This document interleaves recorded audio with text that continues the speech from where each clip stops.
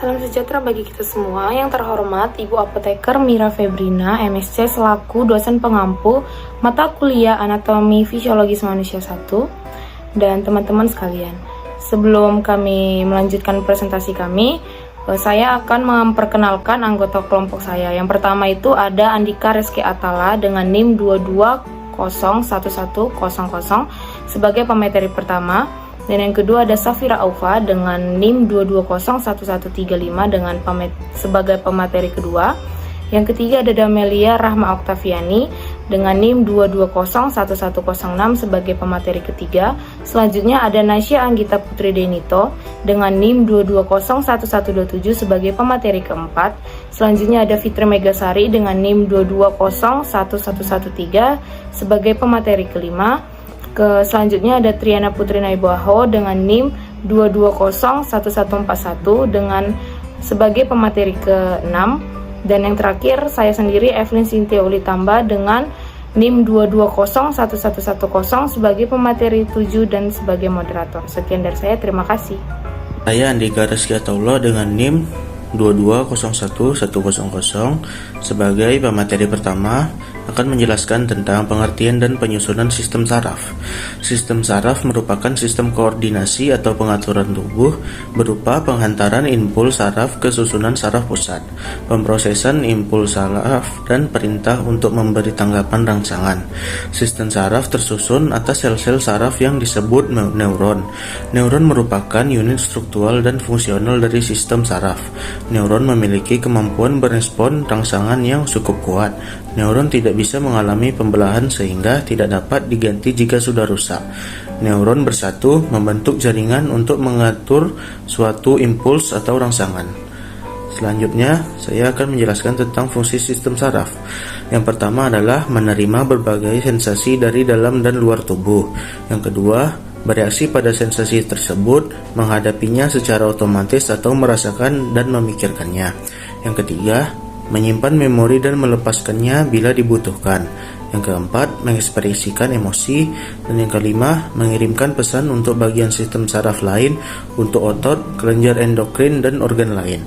Dan yang keenam, mengontrol tubuh dengan mempertahankan kesehatan, menghindari atau menghadapi bahaya, dan mengingatkan aktivitas yang menyenangkan. Sekian dari saya, terima kasih. Assalamualaikum warahmatullahi wabarakatuh. Nama saya Safira Aufa dengan NIM 2201135 sebagai pemateri kedua. Baiklah, di sini saya akan menjelaskan tentang penggolongan sistem saraf. Nah, untuk sistem saraf itu dibagi menjadi dua. Yang pertama itu ada sistem saraf pusat, yang kedua itu ada sistem saraf tepi. Nah, yang pertama ini kan sistem saraf pusat. Sistem saraf pusat itu dibagi menjadi dua. Yang pertama itu ada otak, yang kedua itu ada sumsum tulang belakang. Nah, untuk di otak itu dibagi lagi menjadi tiga, yaitu ada otak depan, otak tengah, dan otak belakang. Nah, yang kedua itu kan ada sistem saraf tepi. Sistem saraf tepi juga dibagi menjadi dua. Yang pertama itu ada sistem saraf tubuh, yang kedua itu ada sistem saraf otonomi. Nah, untuk sistem saraf tubuh atau somatik itu dia dibagi menjadi dua.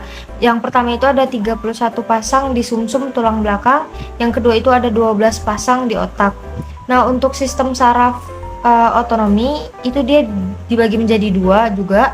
Yang pertama itu ada sistem saraf simpatetik, yang kedua itu ada sistem saraf simpatetik. Nah, selanjutnya saya akan menjelaskan tentang sistem saraf pusat. Sistem saraf pusat itu mempunyai fungsi utama dalam memegang sebuah kendali dan juga pengaturan terhadap keseluruhan kerja dari bagian jaringan saraf sampai ke bagian sel saraf. Sistem saraf pusat juga meliputi bagian atas otak besar, terus bagian otak kecil, bagian sumsum lanjutan, dan juga bagian sumsum tulang belakang. Terima kasih.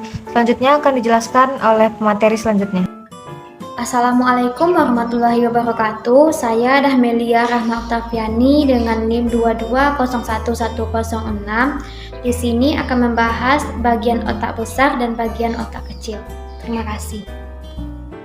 Otak besar atau cerebrum. Otak besar mempunyai bentuk lunak, kenyal, terdapat banyak lipatan, dan juga lebih berminyak. Bagian ini dikelilingi oleh suatu cairan yang bernama cairan cerebrospinal yang mempunyai fungsi dalam membantu memberi makanan kepada otak dan juga memberi perlindungan terhadap otak dari dampak yang terjadi saat ada guncangan. Di bagian otak besar ditemukan banyak pembuluh darah yang mempunyai fungsi dalam membantu menyuplai oksigen ke bagian otak besar. Otak besar terbagi menjadi 4 bagian. Yang pertama, bagian depan sebagai pusat gerakan otot. Yang kedua, bagian tengah sebagai pusat perkembangan ingatan dan kecerdasan. Yang ketiga, bagian samping sebagai pusat pendengar.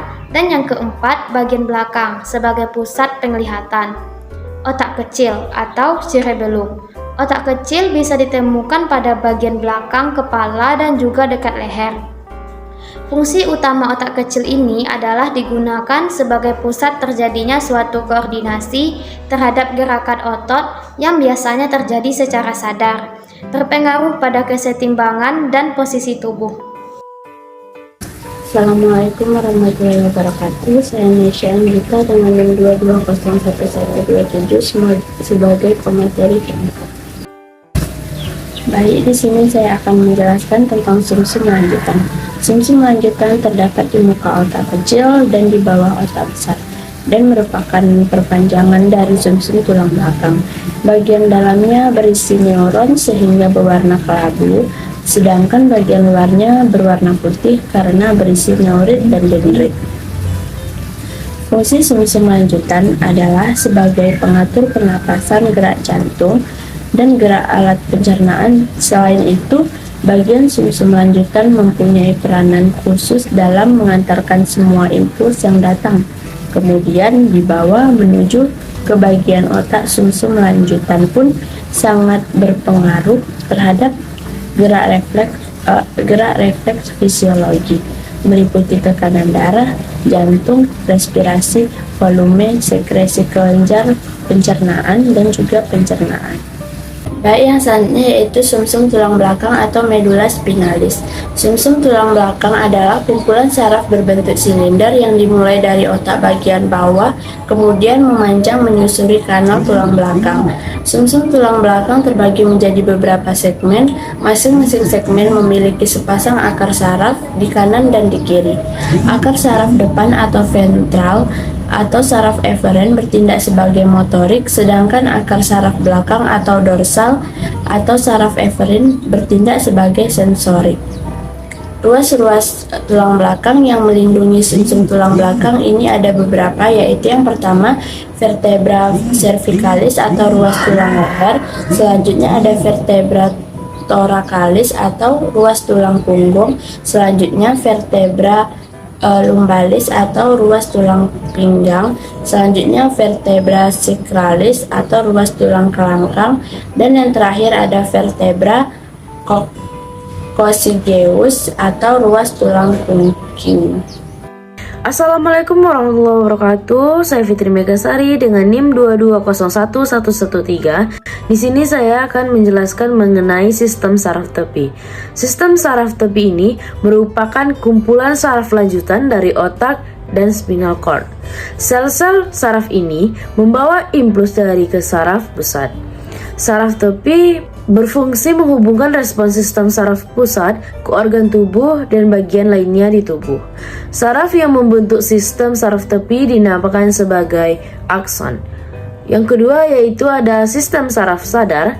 Sistem saraf sadar ini bekerja atas dasar kesadaran atau kemauan kita. Ketika Anda makan, menulis, berbicara, maka saraf inilah yang mengkoordinirnya. Dan yang berikutnya ada sistem saraf tak sadar atau bisa disebut dengan otonom. Sistem saraf tak sadar ini bekerja tanpa disadari secara otomatis dan tidak di bawah kehendak saraf pusat. Contoh gerakan tersebut misalnya denyut jantung, perubahan pupil mata, gerak alat pencernaan, serta pengeluaran keringat dan juga lainnya. Baiklah, saya Triana Putri Nebaho dengan NIM 2201141 sebagai pemateri 6. Terima kasih. Selanjutnya saya akan menjelaskan tentang anatomi dan fisiologi sistem saraf simpatis dan anatomi dan fisiologi sistem saraf parasimpatis. Yang pertama, sistem saraf simpatis adalah bagian dari sistem saraf otonom yang cenderung bertindak berlawanan terhadap sistem parasimpatik, seperti mempercepat detak jantung dan menyebabkan kontraksi pembuluh darah.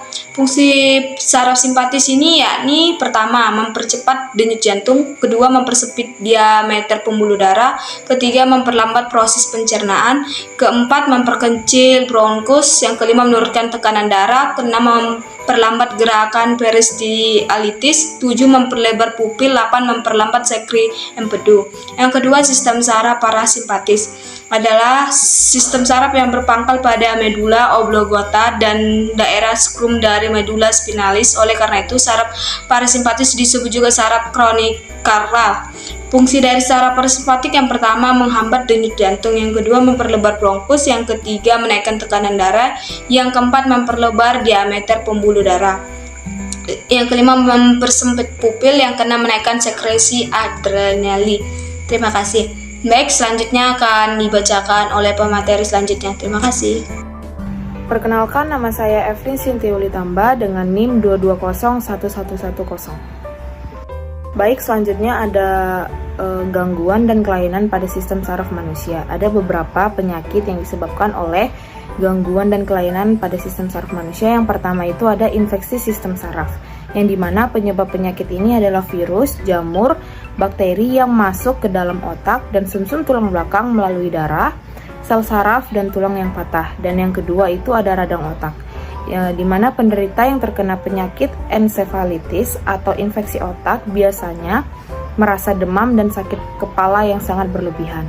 Dan yang ketiga ada vertigo, di mana gejala vertigo bisa mengganggu aktivitas kita sehari-hari, yang sebab vertigo bisa menyebabkan hilangnya keseimbangan dan disorientasi.